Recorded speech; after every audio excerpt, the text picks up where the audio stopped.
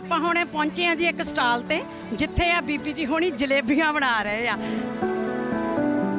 ਤੁਸੀਂ ਜਲੇਬੀਆਂ ਬਣਦੀਆਂ ਤਾਂ ਬਹੁਤ ਦੇਖੀਆਂ ਹੋਣਗੀਆਂ ਬਈ, ਪਰ ਬੀਬੀਆਂ ਪਹਿਲੀ ਵਾਰੀ ਜਲੇਬੀਆਂ ਬਣਾ ਰਹੀਆਂ ਤੇ ਮਨ ਨੂੰ ਖੁਸ਼ੀ ਵੀ ਹੁੰਦੀ ਆ। ਇਹੋ ਜਿਹੇ ਪ੍ਰੋਗਰਾਮਾਂ ਤੇ ਮਹਾਰਾਜ ਸੇਵਾ ਲੈਂਦਾ ਆ ਤੇ ਆਪਣੇ ਭੈਣਾਂ ਭਰਾਵਾਂ ਨੂੰ ਮਿਲਦੇ ਆ।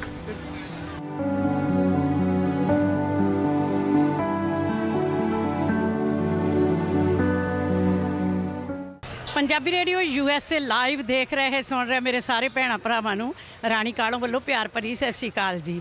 ਅੱਜ ਹੋਲੇ ਮਹੱਲੇ ਦੇ ਸੰਬੰਧ ਵਿੱਚ ਆਪਾਂ ਇੱਥੇ ਲਾਈਵ ਕਵਰੇਜ ਕਰ ਰਹੀ ਹਾਂ ਟ੍ਰੇਸੀ ਸ਼ਹਿਰ ਦੇ ਵਿੱਚ, ਤੇ ਆਪਾਂ ਹੁਣੇ ਪਹੁੰਚੇ ਹਾਂ ਜੀ ਇੱਕ ਸਟਾਲ ਤੇ ਜਿੱਥੇ ਆ ਬੀਬੀ ਜੀ ਹੋਣੀ ਜਲੇਬੀਆਂ ਬਣਾ ਰਹੇ ਆ।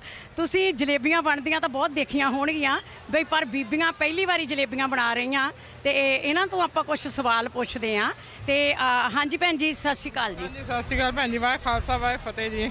ਹਾਂਜੀ ਹਾਂਜੀ, ਕਿੰਨਾ ਚਿਰ ਹੋ ਗਿਆ ਤੁਹਾਨੂੰ ਇਹ ਸੇਵਾ ਕਰਦਿਆਂ ਨੂੰ? ਆਲਮੋਸਟ 6 ਸਾਲ ਹੋ ਚੱਲੇ ਆ। ਹਾਂਜੀ 6 ਸਾਲ ਹੋ ਗਏ ਆ। ਤੇ ਕਿੱਦਾਂ ਤੁਹਾਨੂੰ ਫੀਲ ਹੁੰਦਾ ਸਾਰੀ ਸੰਗਤ ਦੀ ਸੇਵਾ ਕਰਕੇ? ਵਧੀਆ, ਥੈਂਕ ਯੂ ਫॉर ਤੁਹਾਡਾ ਰੇਡੀਓ ਦਾ ਕਵਰੇਜ ਕਰਨ ਦਾ, USA ਰੇਡੀਓ ਪੰਜਾਬੀ ਰੇਡੀਓ ਦਾ, ਔਰ ਤੁਹਾਡਾ ਤੁਸੀਂ ਇੰਨਾ ਸੇਵਾ ਕਰ ਰਹੇ ਆ ਗੁਰੂ ਮਹਾਰਾਜ ਦੀ ਕਿਰਪਾ ਦੇ ਨਾਲ, ਤੇ ਬੜਾ ਵਧੀਆ ਲੱਗ ਰਿਹਾ, ਬੜੀ ਸੰਗਤ ਹੈਗੀ। ਹਾਂਜੀ ਤੇ ਮਨ ਨੂੰ ਖੁਸ਼ੀ ਵੀ ਹੁੰਦੀ ਆ। ਇਹੋ ਜਿਹੇ ਪ੍ਰੋਗਰਾਮਾਂ ਤੇ ਮਹਾਰਾਜ ਸੇਵਾ ਲੈਂਦਾ ਆ ਤੇ ਆਪਣੇ ਭੈਣਾਂ ਭਰਾਵਾਂ ਨੂੰ ਮਿਲਦੇ ਆ ਜੀ। ਤੇ ਬਾਕੀ ਆਪਣੀ ਸਾਰੀ ਸੰਗਤ ਨੂੰ ਕੋਈ ਸੁਨੇਹਾ ਦੇਣਾ ਚਾਹੋਗੇ?